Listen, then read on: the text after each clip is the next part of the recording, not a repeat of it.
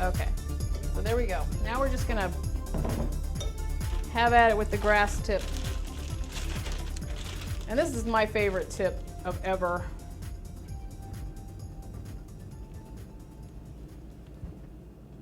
And let the grass kind of come over the sides. Comes right over there. Okay, so I put the grass just around the edges. This would leave you room to put, you know, some kind of little figures on there if you wanted to, do the little Steve and the little creeper guy or whatever. That's another video, and we're not doing that today.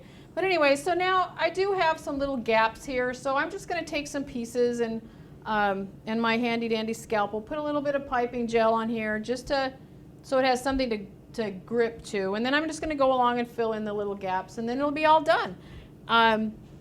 Like I said, it's a really cool cake, and when you cut it, it's got all the little pixels inside. And I'll show you when we put that other cake together that's hanging out in the refrigerator in there, the freezer. So it's almost ready to come out and play. So let me just get these real quick here. And like I said, I'm just cutting them and placing them on here. It just fills in that gap to make it look a little more finished. So this is where you can use all your little pieces of, you know, that you couldn't put anywhere else. So it just fits right in there. Real easy. Easy peasy. So you don't really need a border with this cake. You could put a border on there if you wanted to put some, you know, maybe some ganache or something, but you really don't need it.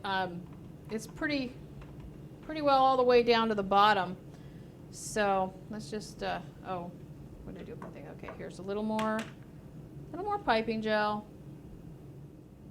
And this is why you want to cut that rice paper back a little bit, because see, I have a little bit showing here, and you know, it's okay. I know it's there, but it's kind of, you know, if you want it to be really, really neat and clean and like, well, we do. We want it to be neat and clean and look nice. So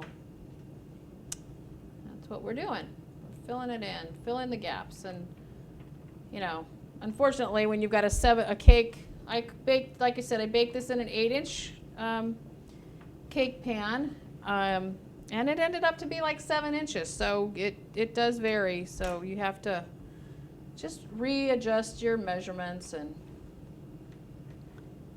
all is good with the world. Okay, so a little bit of brown down here.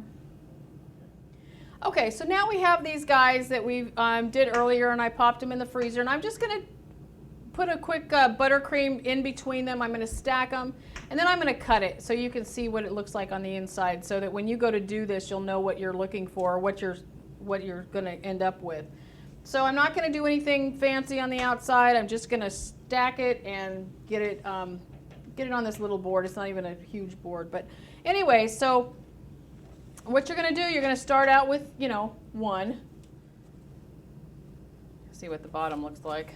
It doesn't really matter. So there, we just take it off like that. Yeah, it's fine. It's just the bottom. So, okay, not very pretty, but that's okay. We're not, it's going to taste good. Okay, so we're just going to take some of our either buttercream or ganache. Ganache will set up a little harder, but that's okay. We're just going to, like I said, all we're doing is we're just showing you so you know what to look for, what to expect when you do this really cool thing, and then you end up with the design inside, because that's just something a little different to, you know, a little surprise.